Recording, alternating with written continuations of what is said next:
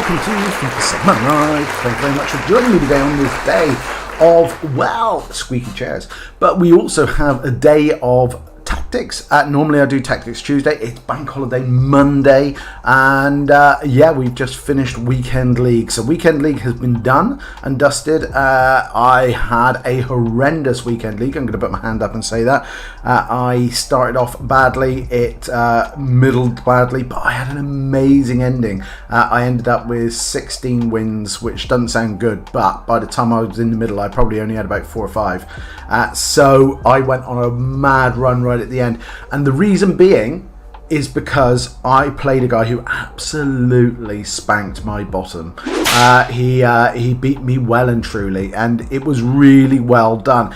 He had a good team, but not a great team. He had a very good team, but I waited to the end. I didn't do a rage quit like a lot of people do. I always play to the end, not just to annoy people, but I want to see what their team formation is. The only way of doing that is if you finish the game. So I waited till the end. I saw his formation and I adopted it. I thought, do you know what? This could work for me.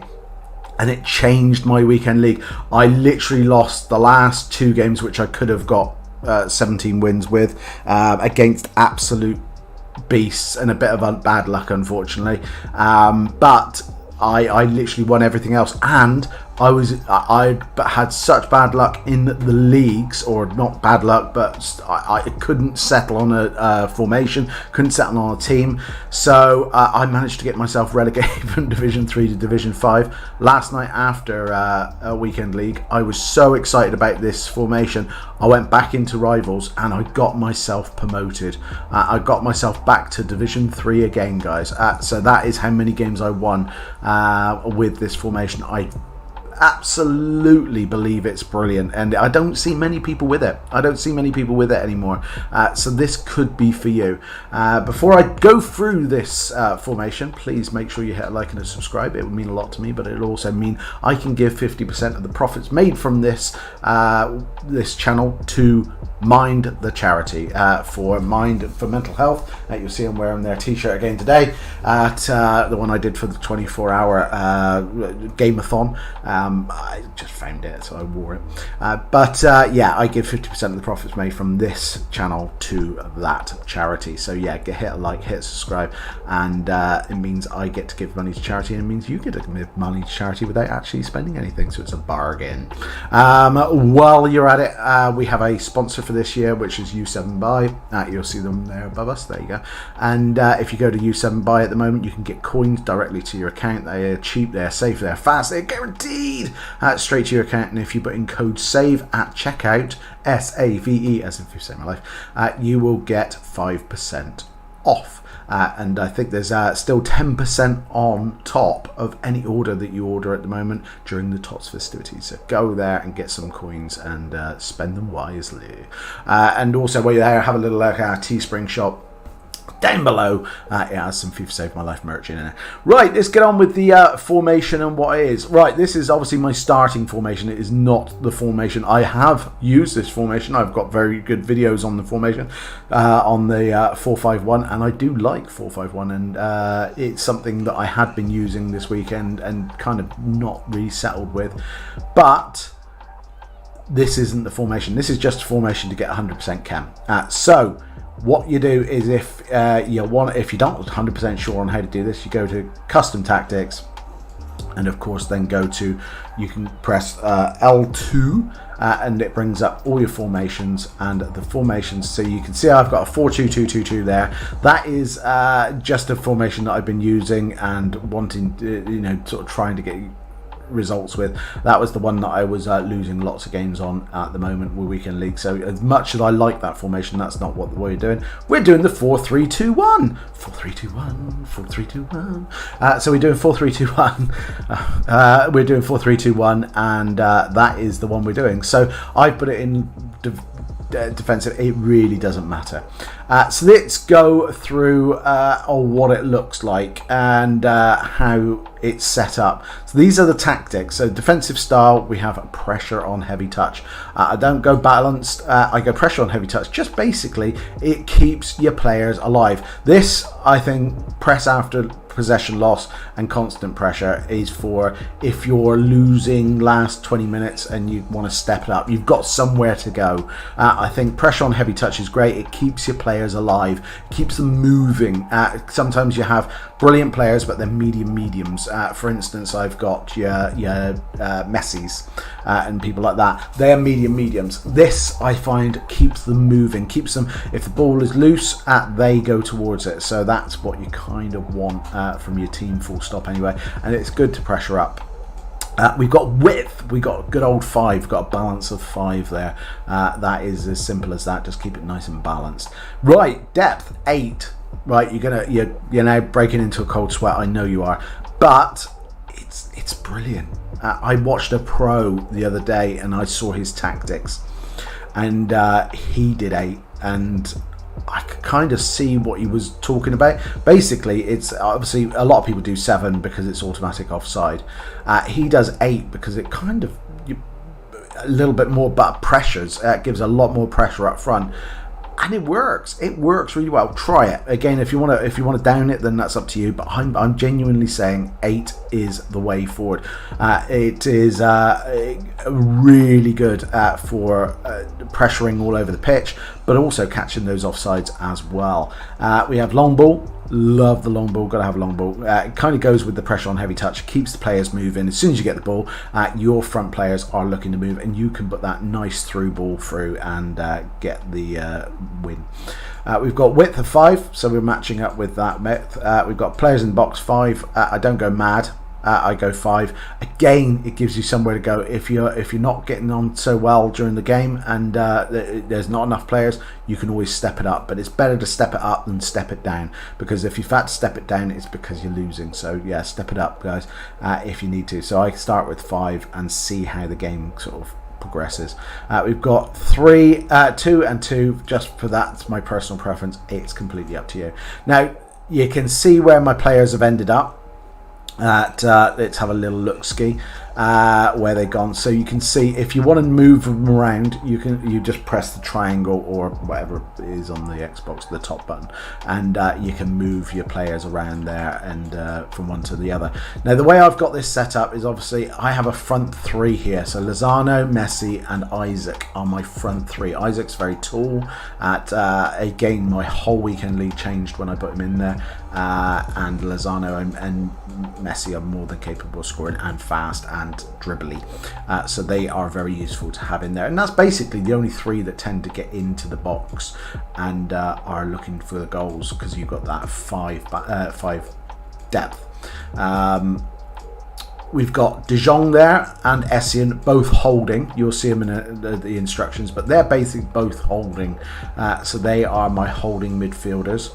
With De Bruyne breaking into the box a little bit and getting onto the edge of the box, and you know he can do a fire in from the edge of the box. But it's a nice flat 3 in the middle. It works really well. I've got obviously these 2. You'll see bomb forward, Jordi Alba and Carlos Alberto.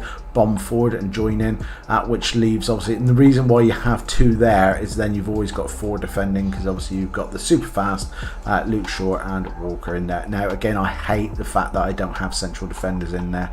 I absolutely hate myself. I have to take a horrible shower at the end of every game and wipe the dirt off me because it's a horrible thing. But I've had to embrace it. I usually have Diaz and Ake in there and people like that. Do you know what? It doesn't do you any good. There is too many people with the right back, left backs in the centre. You're just going to have to join the party, especially with the amount of fast strikers there are now, thanks to Tots. You ain't going to keep up with them with your Diaz's and Akis. It has to be 90 plus, I'm afraid. So that is why I've got Shaw and Walker, and they both work really well. Shaw's medium, Walker's super fast. So they are my central defenders. Right, let's have a look ski. So this is the settings. We start with goalkeeper, why not? He's always the one forgotten. I always have with Edison, just because he is Edison, comes across as sweeper keeper because he is super fast. If you've never had Edison, he is the fastest keeper off the blocks. He is super fast and he's a great keeper anyway. He's the only keeper I've never moaned about, and I always think he's amazing. So yeah, he stays, but his kind of mannerisms sort the fact, or his traits in fact, sort the fact that come crosses and sweeper keeper is his bag. But if you've got a, I don't know, an all black, I wouldn't do that. All black's more better on his line. We keep the central defenders as they were. So don't touch them. As I alluded to, Jordi Alba and Carlos Alberto have join on attack and overlap. Join on attack and overlap because basically you want them to join in on the attack because it gives you extra, because you've not got those players going into the box, but you want a number attacking to get in towards the box. With the fact that you want them overlapping, you don't want them getting in the way of Messi and Lozano. You don't want them crossing in the way. You don't want them bumping into them. You don't want to. So you want them out here on that wing. And yeah, just keep them out there. Right, we go to the midfield pairing. We have stay back and attacking on De Jong. We have stay on the edge of the cross, stay on the edge of the box for the cross, and cover centre. And that is it. That's De Jong. He's the more mobile of the two, so that's why he's got that. But Essien is my out-and-out defender, midfielder. So I have also exactly the same on him, but I do have aggressive on him. And the reason being is I have Fellaini on the bench, and I can bring Fellaini on the last 20 minutes, and Essien can just do that a little bit more. He's very clever with his defensive awareness, and he can really break down a lot of play and let De Jong and De Bruyne pick it back up again and play the ball forward. But he is brilliant at just breaking up the play. If you've got a defender like that, a Kante, a Makelele, a Kimmich, people like that, yeah, do that. If not, maybe take him off aggressive and just have them both on that. But I like him on aggressive. I like one on aggressive due to the fact that it means he's really pushing for that breakdown ball, because we don't want it to get to there, because then it's a gunfight. It's the first to the goal really, and if he can stop it getting there, then brilliant. We've got De Bruyne. De Bruyne is basically unbalanced for everything apart from cover centre. So again, you're leaving it up to his intelligence to get into the box, get on the edge of the box, do whatever he wants. But at the same time, he is so good that he will be in the right place at the right time, and you trust it. Right, we've got Messi and Lozano. We have a balanced width on them because, again, we want them in and out. We want them to sort of be in the pockets. But we have getting behind and stay forward on both. They are basically strikers, so we want them getting behind with that long ball, but stay forward on there as well. And obviously with Isaac, we have stay central, getting behind, and stay forward, because he's our only one striker. We want to know where he is at all times. He is in the middle waiting for that ball from either Lozano, Messi, Jordi Alba, or Carlos Alberto, or maybe even De Bruyne. So he's kind of waiting for those balls through, and he's tall, and he's strong, and he's fast. So again, I like him in there. I've got lights of R9 on the bench at the moment, people. I know it's disgusting. R9 on the bench, Cruyff on the bench. Isaac just does it for me. He's brilliant. He's absolutely superb. But that is the 4-3-2-1. That is how you play the 4-3-2-1, my friends. It is brilliant. I can tell you now for a fact, it won me so many games last night. If I'd only started weekend league with it, I think I'd have had a brilliant. I'd probably had the best weekend league of the year so far. I am sticking with this formation. This is my formation till the end of the game, and I'm just going to replace. If I get better players, they have to be of the same type of what I got, because it works. So again, maybe have a look at what type of players you've got and what can you stick in there. You know, again, obviously I've got a Fellaini. Fellaini could probably go in that striker position there and take over. Probably Cantona could as well, to be fair, because he's tall, he's strong, he's fast, with a hawk on him. You've got again, Mertens could probably go over on the wing there. You've got to have replacements there. Vasquez I tend to bring on at right back because he can do everything. He comes on at right back at about 70 minutes and bombs up the wing and keeps the crosses coming in from the right back position. So yeah, you've got to have similar type people on the bench as you have up on the pitch. But guys, it really works. Give it a go. Let me know down below how you get on with this formation. I am a big advocate of it. Let us know how you get on. I'm excited to hear your stories. Thank you very much for watching. Take care as always, and if you can't, find someone who can. Bye bye.